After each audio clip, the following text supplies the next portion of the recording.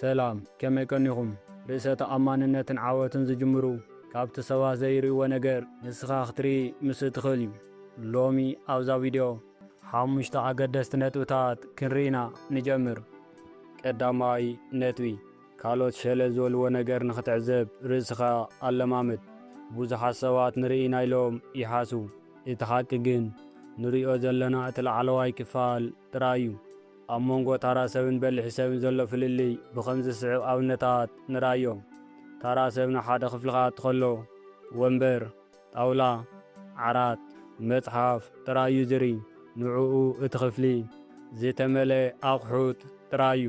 በሊሕ ሰብ ናብቲ ክፍሊ ክኣቱ ከሎ ግን ነቲ ኣብኡ ዘሎ ሙሉእ ዛንታ እዩ ዘንብቦ።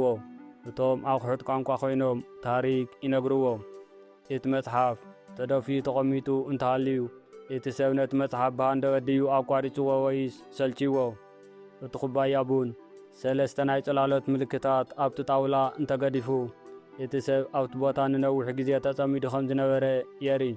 እቲ ቴሌፎን ስክሪኑ ናብ ታሕቲ ተደፊኡ ተቐሚጡ እንተሃልዩ እቲ ሰብ ካብ ኖቲፊኬሽን ክርሕቕ ይፅዕር ኣሎ ወይ ገለ ነገር ይሓስብ ኣሎ። መብዛሕትኡ ሰብ ነዞም ዝርዝር ነገራት ዘስተውዕለሉ ንቕሓት የብሉን። ስለምንታይ? ምኽንያቱ ኣእምሩ ንገዛ ርእሱ ኣብ ዘይቋረጽ ዘረባ ተጸሚዱ ስለ ዘሎ። ብዛዕባ ናታ ሓሳባት ጭንቀትን ውልቃዊ ጉዳያትን ጥራይ ይሓስብ። ምስ ሰባት ክዛረብ ከሎ፣ ኣብ ኣኼባታት ክካፈል ከሎ ወይ ኣብ ርክባት ብልምዲ ኮይኑ እዩ ዝመላለስ። ፍርቁ ኣብቲ ቦታ ኣሎ፣ ፍርቁ ግን ኣብ ካሊእ ዓለም ኣሎ። ከመይ ጌርካ ነዚ ብቕዓት ተሃንጾ? ተግባራዊ ስልቲ ነዚ ንምምዕባል እዞም ሰለስተ ምስጢራት ተጠቐመሎም። ቀዳማይ ፍርዲ ኣዝሕሎ። መብዛሕትኡ ሰብ ሓደ ነገር ምስ ረኣየ ብቕጽበት እዚ ከምዚ እዩ ኢሉ ይፈርዶ። ንስኻ ግን ቀልጢፍካ ኣይትፍረድ። ኣብቲ ናይ ምዕዛብ ክፍሊ ንነዊሕ ግዜ ጽናሕ። ብዝያዳ ሕተት፣ ብዝያዳ ድማ ተዓዘብ። ካልኣይ ንዝርዝር ነገራት ተገደስ። ንኣሽቱ ዝርዝር ነገራት ብሃንደበት ዝመፁ ኣይኮኑን። ንሳቶም ጫፍ ናይቲ ዓብዪ ሰንሰለት እዮም። ሓንቲ ንእሽተይ ፈትሊ ሒዝካ እንተስሒብካያ ኣብ መወዳእታ ነቲ ሙሉእ ጨርቂ ክትረኽቦ ኢኻ። ሳልሳይ ኣብ ጸጥታ ዘለዎም ህሞታት ተዓዘብ። ሰባት ዝያዳ ሓቀኛ መንነቶም ዝወፅእ ሰብ ይዕዘበና ኣሎ ኢሎም ኣብ ዘይሓስሉ ግዜ እዩ። ኣብቲ ትሕቲ ቃላቶም ዘሎ ቋንቋ ኣካል ኣብቲ ቅድሚ ምምላሶም ዝገብርዎ ንእሽተይ ዕረፍቲ ትኹረት ግበር። ብሓፂሩ እዚ ክፋል ዝምህረና ናይ ሓቂ ብልሒ ዝጅምር ካብቲ ኩሉ ሰብ ዝፈልጦ ዘይኮነስ ካብቲ ኩሉ ሰብ ሸለ ዝብሎ ነገር እዩ። ካልኣይ ነጥቢ ሰንሰለታዊ ልምድታት እምበር ፍጻመታት ጥራይ ኣይትጠምት። መብዛሕትኡ ሰብ ንህይወት ብነጥቢ እዩ ዝርያ፣ በሊሕ ሰብ ግን ንህይወት ከም መስመር እዩ ዝጥምታ። እቲ ፍልልይ ኣብዚ ዝስዕብ ነጥብታት ንራዮ። እቲ ናይ ሩባ ምስላ ሓደ ሩባ ዝመልእን ዝፈስስን ብሰንኪ ሓደ መዓልቲ ዝዘነበ ሓያል ዝናብ ኣይኮነን። ንሰሙናት ዝዘነበ ንእሽተይ ዝናብ ውፅኢት እዩ። ኣብ ህይወትካ ዘጋጥሙ ዓበይቲ ለውጥታት ውድቀት ይኹን ዓወት ሃንደበት ዝመፁ ኣይኮንን። ቀስ ኢሎም እናተኣከቡ ዝመፁ ንኣሽቱ ፍጻመታት ውፅኢት እዮም። እቲ ጸገም መብዛሕትኡ ሰብ እቲ ዝናብ ክዘንብ ከሎ ዕሽሽ ይብሎ እሞ እቲ ሩባ ምስ መለአ ጸገም ምስ መጸ ጥራይ ይጭነቕ። በሊሕ ሰብ ኣብ መንጎ ጌጋን ልምዲ ዘሎ ፍልልይ ይፈልጥ እዩ። ሓደ ሰብ ሓደ ግዜ ናይ ስራሕ ግዜ እንተስሒቡ ኣጋጣሚ ወይ ሰብኣዊ ጌጋ ኸውን ይኽእል እዩ። 5 ግዜ ተደጋጋሚ እንተገይርዎ ግን እዚ ኣጋጣሚ ኣይኮነን፣ እዚ ጠባይ ካራክተር እዩ። እቲ ምስጢር ሓደ ጌጋ 5 ግዜ ምስ ዝድገም ውሳነ እዩ ዝኸውን። ዋላ እቲ ሰብ ብቓላቱ ደልየ ኣይኮንኩን እንተበለ እቲ ተግባሩ ግን ከምኡ ክኸውን መሪፅ ኣለኹ እዩ ዝብል ዘሎ። እቲ ናይ ሕጡብ ፍልስፍና ዘብሪክ ፊሎሶፊ በሊሕ ኣእምሮ ንነፍሲ ወከፍ ፍጻመ ከም ሓንቲ ሕጡብ እዩ ዝርያ። ሓንቲ ሕጡብ ጥራይ ርዩ እዚ ህንፃ ጽቡቕ እዩ ወይ ሕማቕ እዩ ኢሉ ኣይፈርድን። እኹል ሕጡብ ክሳብ ዝነጽፍን እቲ ቅርጺ ክሳብ ዝረአን ብትዕግስቲ ይዕዘብ። ሰባት ስለምንታይ ይጋገዩ? ምኽንያቱ ነቲ ሓንቲ ሕጡብ ጥራይ ርዮም ስምዒታዊ ውሳነ ስለ ዝህቡ እዩ። ንሓዊ ቅድሚ ትኪ ምርኣይ ፎርካስቲንግ መብዛሕትኡ ሰብ ትኪ ምስ ረኣየ ጥራዩ ሓደጋ ከም ዘሎ ዝፈልጥ። እቲ ፓተርን ዝከታተል ሰብ ግን እቲ ሓዊ በብቑሩብ ክውላዕ ከሎ ቅድሚ ሰሙናት ርእይዎ ነይሩ እዩ። ሚስጢር ምትንባይ መጻኢ መብዛሕትኡ ግዜ ሓድሽ ነገር ኣይኮነን የግዳስ ቅድሚ ሕዚ ብጥሙር ተፈጸመ ነገር ተደጋጋሚ እዩ። ሰባት ነቲ ድምፂ ዘለዎ ድራማ ጥራይ የስተውዕልሉ። እቲ ሓቀኛ ሓበሬታ ግን ኣብቲ ጸጥ ዝበለ ተደጋጋሚ ተግባር እዩ ዝርከብ። ከመይ ጌርካ ኣብ ህይወትካ ትጥቀመሉ? ቀዳማይ ዙምኣውት ግበር። ሓደ ነገር ምስ ኣጋጠመካ እዚ ሕዚ እንታይ ማለት እዩ ጥራይ ኣይትበል። እዚ ቅርፂ ቅድሚ ሕዚ ኣበይ ሪአዮ ኣለኹ ኢልካ ሓተት።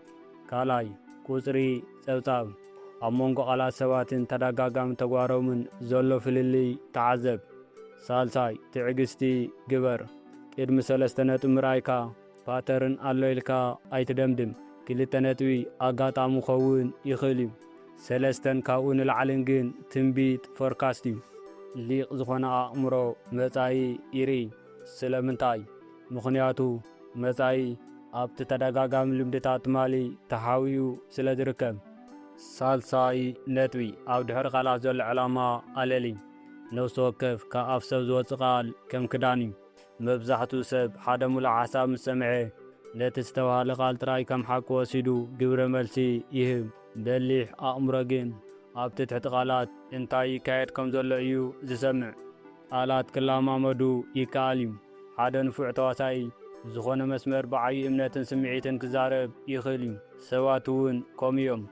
ሓደ ሰብ ዝበለጸን ሰሓባይን ሙሉእ ሓሳብ ክመርጽ ይኽእል እዩ። እቲ ስለምንታይ ዝብል ዕላምኡ ግን ክሓብኦ ይጽገም። ንቃላት ጥራይ ኣይትእመን። ቃላት ንሓቂ ንምግላጽ ጥራይ ዘይኮኑስ ንሓቂ ንምኽዋል እውን የግልግሉ እዮም።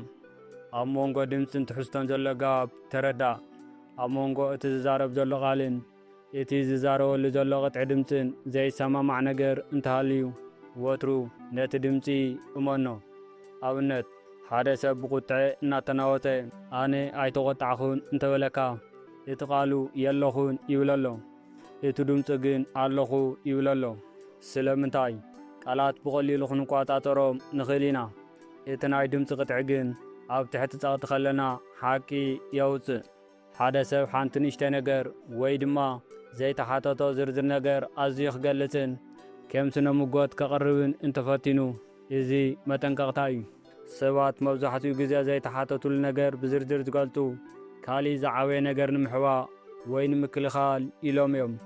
እቲ ዘይተሓተተ ምክልኻል ናይ ሓሶት ወይ ናይ ምስጢር ምልክት እዩ። እዚ ቪድዮ ናብ ኩሉ ንኽባጻሕ ላይክ ሼር ግበሩ።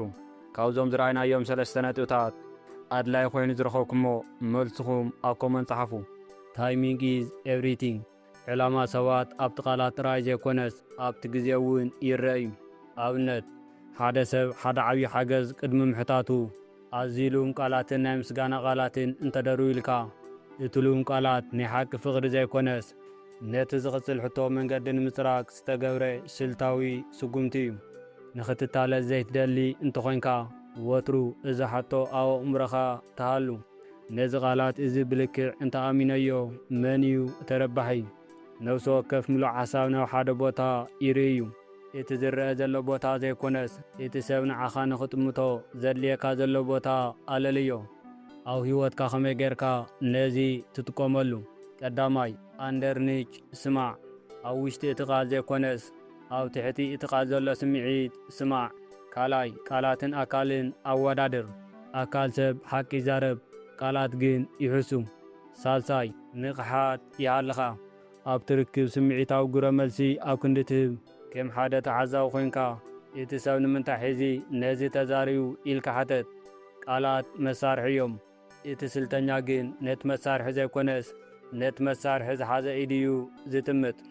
ራብዓይ ነጥቢ ቅድሚ ምንቅስቓስካ 3 ስጉምቲ ንቕድሚት ሕሰብ። ብዙሓት ሰባት ውሳነ ክወስዱ ከለዉ ነቲ ኣብ ቅድሚኦም ዘሎ ናይ ሕዚ ጥቕሚ ወይ ዕግበት ጥራይ እዮም ዝጥምቱ። እዚ ግን ንመጻኢኦም ኣብ ሓደጋ የቃልሖ። በሊሕ ኣእምሮ ግን ከምዚ ዝስዕብ ስልቲ እዩ ዝጥቀም። እቲ ናይ እሾኽ ምስላ ጀማሪ ተጻወታይ ነታ ኣብ ቅድሚ ዘላ ፍረ ጥራይ እዩ ዝጥምት። እዛ ፍረ እዚኣ ክበልዓ ይኽእል እየ ኢሉ ጥራይ ይሓስብ። ክኢላ ተጻወታይ 4 ወይ 5 ስጉምቲ ንታሕቲ ይርሕቕ።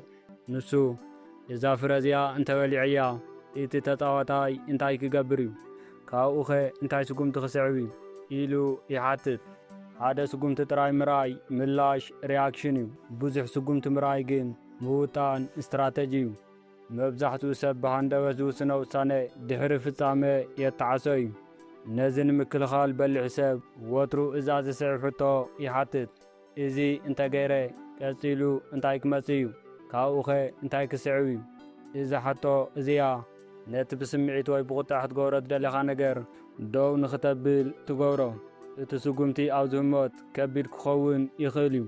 ድሕሪ 3 ስጉምቲ ግን መፈንጠራ ምዃኑ ክትርእኻ። ንመጻኢ ዕድላትካ ኣይትዕፀዎ። ፕሮቴክት ዩር ፉቸር ኦፕሽንስ።